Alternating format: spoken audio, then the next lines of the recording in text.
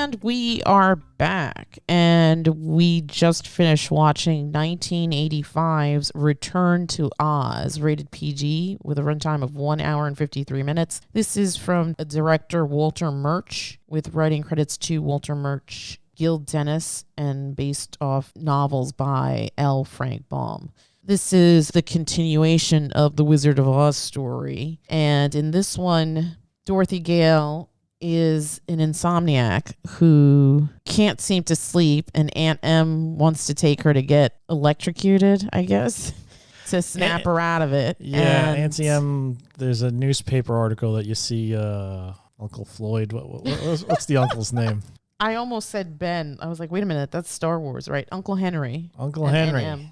Uncle Henry's reading an article about some doctor's amazing electrical therapy, which basically is electroshock therapy. I don't know if he was reading it or he basically was like, we don't have money for this, and she was like, somebody gave the money. He was looking at the article. That's why I picked up the fact that it was electroshock therapy. But yeah, apparently they're borrowing money to pay for Dorothy to get electrocuted, so she can fall asleep, so she can help with the chores. She can help with the chores. Yeah, she's slacking. Apparently, she's not doing her share of the farm work, and Uncle Henry's slouching too. Right, nursing his broken leg and not which Aunt Em says is healed already. Yeah, Aunt Em's a hard ass. She really is. She is sick and tired of everybody and their nonsense. Henry better build that effing house, and Dorothy better get in line, or she's getting electrocuted. Right. So before we continue, this had a budget of approximately $25 million and only grossed about 11. And I can totally see why. And it's funny because even though this is an 80s film, and we didn't really care about children in the 80s, let's be honest. It's a dark children's film, but that was sort of par for the course. Like if you think about movies like Dark Crystal and Gremlins, Time Bandits, E.T., like all of these films are geared towards a younger audience, but they all have pretty dark elements to them. Yeah, people are getting killed. Yeah. So Never-Ending Story, I forgot. Story. So this is sort of not out of the scope of what's in the popular consumption. However, this film, from what I remember, I did not see this in the theater. I have never seen this film. I've always heard about it, and I always wanted to watch it. The only thing I ever heard people mention about this movie was, oh yeah, it's real dark. The Wheelers really scared me. Really? And I'm like, okay, well, let's check out what these Wheelers are finally, because I've never seen this movie either. What'd you think? Are you terrified? No, they were just a bunch of weird-looking dudes who had wheels for hands and feet. Yeah. And you know what? I could see the being disturbing thing when they had their heads down and you only saw the top of their head. They had like these weird masks. Right. If they would have just kept them that way, I could be like, okay, yeah, that's a little disturbing looking. Yes. But then they would lift their face up, and it looks like a Broadway dance troupe. Yeah. It's just a bunch of guys with a lot of makeup on and weird haircuts. Right. And silly hats that apparently look like monsters when you look down. Yeah, I don't understand. Okay, so obviously, I guess it's dark because of the whole theme of, well, we're going to take this little girl who's, Fairuza Balk when she's this little tiny thing. And we're going to take her with her pigtails and her little frilly dress, and we're going to bring her to an insane asylum. We're going to strap electrodes to her head, and we're just going to crank up the voltage. Yeah, that's dark. Yeah. And Aunt Em apparently has no qualms about it either. No, doesn't care. Does not care at all. Yeah. But as far as to your point, yeah, back then we were used to dark 80s children's movies. Nonsense, yes. We loved it. So, I think you and I are both confused as to why this is now becoming possibly a cult classic. I know that in more recent years, it's gotten less hate sent its way. And I think it's just social media. Well, people, they get, you go on Reddit or Twitter or whatever. It's like, oh, what movie from your past scared you? And somebody will inevitably say Return to Oz. Return to Oz, the Wheelers really freaked me out. And that sort of built up steam. to the point where I was like, well, that sounds interesting. I don't remember seeing that. Maybe I will check it out. And for some people, they enjoyed this movie. I do not count myself among those people. I've kind of felt this movie was a chore. It really was. It was a tough watch because in the beginning you were falling asleep, and towards the end I started falling asleep. Yeah, it took a pint of ice cream to wake me up. I'm not gonna lie. I'm doing a quick Google search for popular movies from 1985. I would definitely rather watch Better Off Dead than this. Yeah. Well, but Better Off Dead was never marketed as a kids movie. That's true, actually. That was a teen comedy. Lady Hawk, yeah. I would rather watch that. That's a higher King quality Solomon's Mines. Was that with Richard Chamberlain? It's Richard Chamberlain. Brazil. His beard. Oh, Brazil. After Hours. That's also not. Neither of those are kids movies. Purple Rose of Cairo. I hate Woody Allen, but that was not a kids movie. Not a kids movie. What other kids movies came out? Real Genius with Val Kilmer. Not a kids movie. No? No, that's... I've seen all these movies in the theater in 85. Yeah, me too. Weird Science. That's a stupid film now. Not a kids movie. That film's terrible. Secret Admirer. I saw that. Once Bitten. The Heavenly Kid. I saw that. Summer Rental. Private Resort with Johnny Depp and Tim Murrow or Rob Murrow from Northern Exposure. All right, you're veering off into The Last Dragon. Oh, there you go. Rhythm of the Night. Yes. The Shogun of Harlem. Return of the Living Dead. Oh yeah. The Stuff. Fright Night. Fright Night, excellent. Yeah. Teen Wolf. These all came out in 85. I would much... Police Academy 2. Okay, maybe that's not kids either. Those are not kids. A lot of these are not for kids.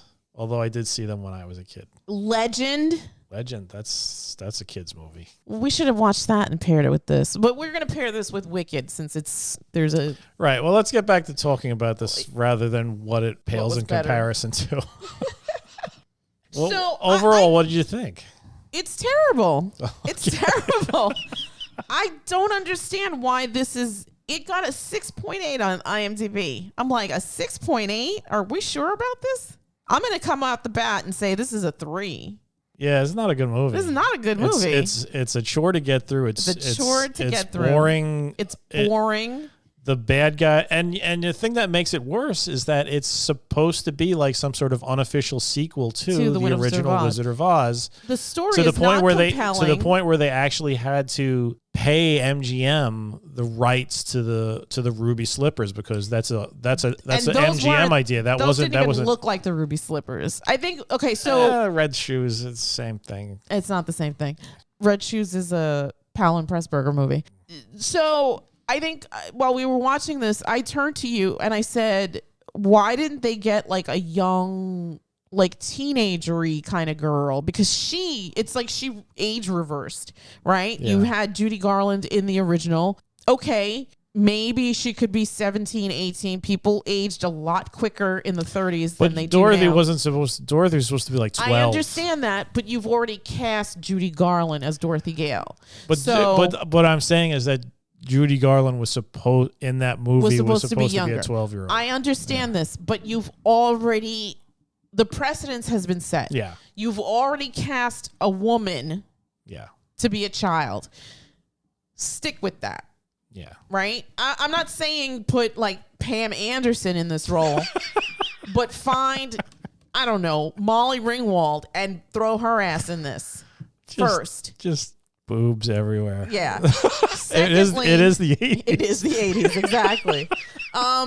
Secondly, there was that crazy scene with the Nome King where all of a sudden it's a dude. It's not even like the CG anymore. They got rid of the claymation and they made him a man.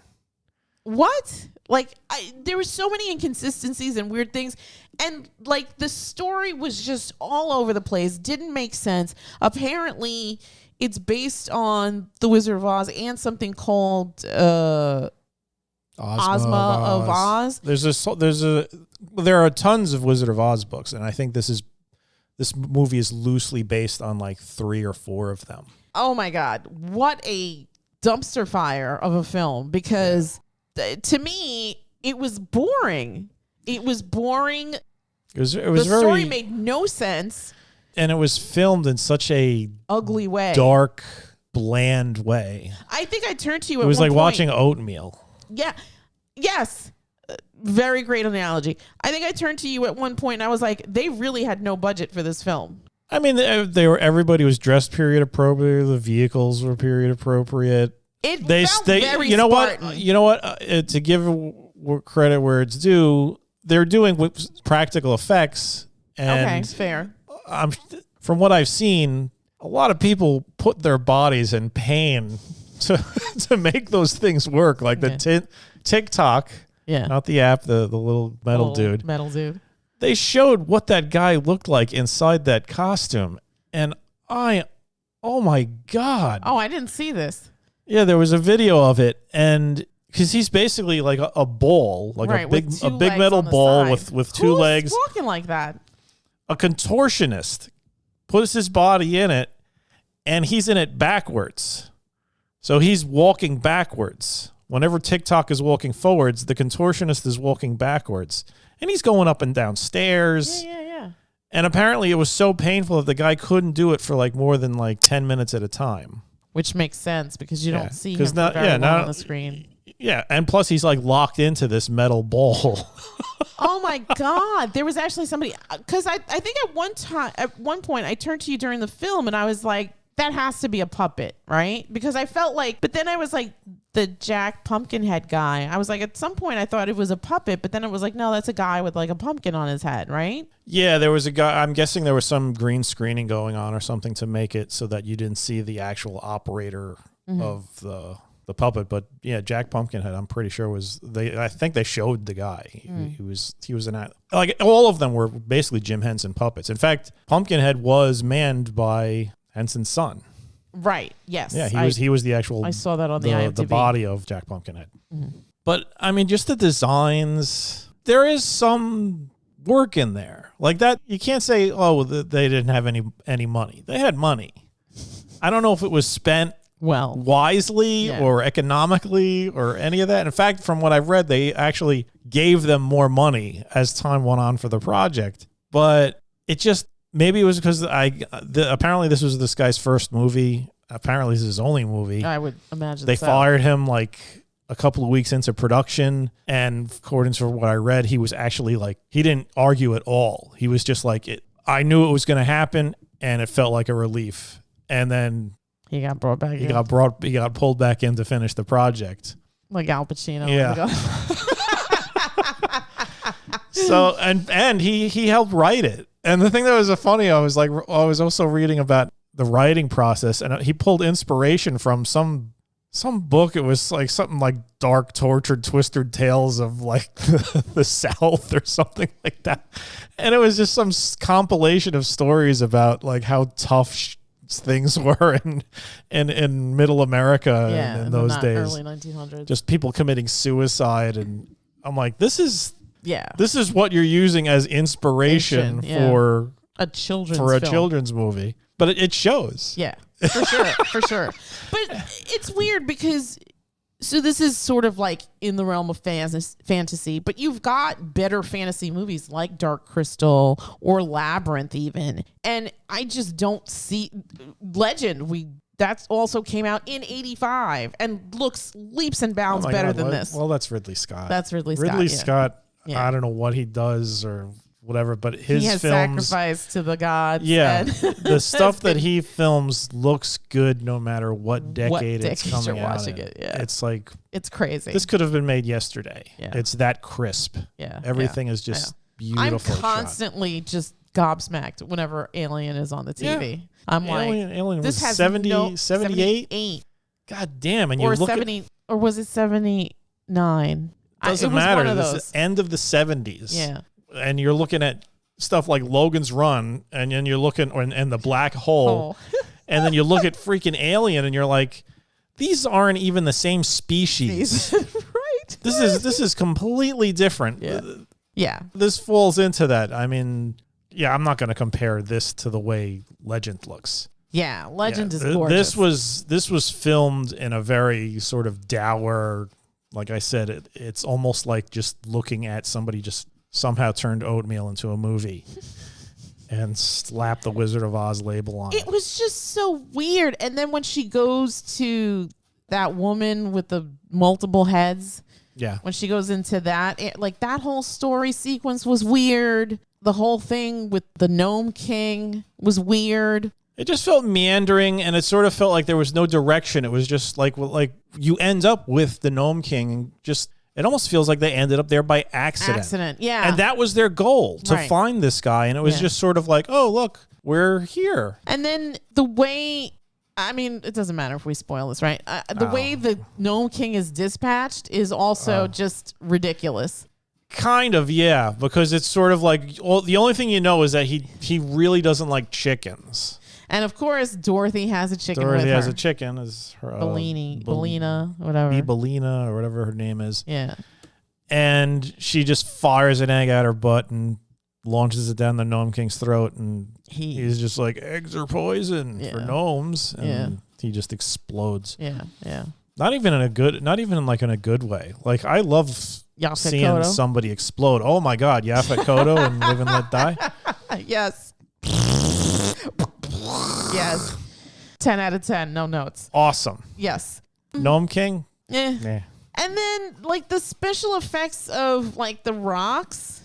You mean how they just had faces sometimes? Like that just... You know, for the time, I don't know. Maybe I have a soft spot for claymation. But yeah, it's definitely dated. For sure. But that didn't bother me at all. Some of them you could see they put some time and effort into it. And that was another thing that was kind of disappointing, was in the beginning when they first are really confronted by the Nome King after they're brought into the mountain. And his face is sort of like appearing to them, and it's becoming more and more detailed. They're really doing a lot of stuff there. And it's like, okay, this doesn't look too bad. And then suddenly it's a guy with makeup on. And you're just like, what happened? Why did you take the magic away? It's like, I don't want to see this. Yeah. Show me the goddamn claymation again. Yeah. But no, it's a guy in the worst makeup job ever. And then the weird contest. Didn't make any sense. Didn't really make any sense. You don't even have a sense of the Tin Man, the Scarecrow, or the Lion. Oh my God, they were very briefly. Oh God, the Scarecrow. Yeah. All of them looked horrible. Yeah. They were like just nightmare versions of the ones that we know and love, especially the Scarecrow. The Scarecrow was just disturbing to look like. The mask of the Scarecrow would today be used in one of those horrible serial killer horror films where the bad guy for some reason is always wearing a goofy mask with a big smile on it. Yeah. That would be, you could take that head, give him the crown too, and it would be, okay, we have our next slasher icon. It's the Scarecrow from Return to Oz. Yes. Somebody will probably do that. Yeah. Yeah, why not? Yeah. That's got to be public domain. It just looks absolutely horrible. The Tin Man it's practically an afterthought. He's basically just a barrel with little stick arms and stick legs. And the lion is just a lion, like a bad lion puppet. Well, it's probably more expensive than any lion puppet I'll ever have. Not that I want lion puppets, but yeah, we're used to seeing these like anthropomorphized creatures from the original Wizard of Oz, where they're emoting, their faces have life. They're able to smile and grimace and frown. Oh my God, the cowardly lion in the original Wizard of Oz is like my favorite character, and he is hilarious just because of the way he's able to emote in those prosthetics that he's wearing on his face and the outfit he's wearing. And he's always like holding his tail nervously. It's great. Yeah. This completely robbed. It's like, let's take every bit of flavor from the original Wizard of Oz, take it out, and then just leave it with let's just make a film with all what's left. Just this gray residue, oatmeal, blah. Yeah. Not a good movie. Not a good movie. Especially if you really like the original. The original, which is just still a classic. 1 to 10. What are you going to give this? I'd give this a 3. I give this a 3 as well. Oh, I said that before.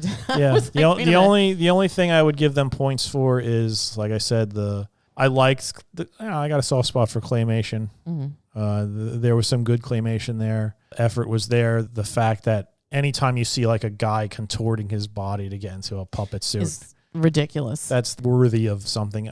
It would have been nice. I mean, they probably could take it to a not completely other level practically nowadays. Mm-hmm. I mean, imagine if that Jack Pumpkinhead's face could actually emote. It just wasn't some static pumpkin up there. Yeah. Would this have been better? I mean, we're doing animation. Maybe they should have done this as an animated version. I mean, we had stuff in the 80s animated, right? So why wouldn't they have done that instead? They could do that. I don't know why. And it was Disney who bought the property. I don't know why they felt the need to make a live action thing. I think the original intent was they were going to take the rest of those stories and make a live action series. Yeah. But this bombed so spectacularly. It bombed terribly. And it's like, it's not a musical. Right. It's like, which is what you would expect from the Wizard of Oz story. Right. And also from Disney. Yes. What's the point here? Like, where was everybody? Did everybody go home when this property got bought? Possibly. I mean, let's be honest. There was a period there, I think, between like mid 70s to mid 80s, like a good chunk of time where Disney movies were just garbage. Yeah. I mean, they were just throwing whatever at the walls. Black Cauldron wasn't a good movie in retrospect. I still like Black Hole. I think you didn't, right? Black Hole is garbage, especially that ending. Yeah. Okay, that's fair. This is terrible. I mean, I mean, I'm sure there's others that I'm forgetting, but there was a period in time where Disney was like a joke. Yeah. And making really terrible films. It was like the first string all went on vacation for a couple of years, and it was just, we got to make something. It was more than a couple. It was like a solid chunk of time. Yeah. Like possibly 10 years, between 10 and 12, maybe even 15 years. Yeah. Where that was happening. All right. So 3-3. Yeah. Skip this one. Skip this one. And before we wrap up, please remember to like, subscribe, and share. All right. And with that, we will bid you all a good night. Good night.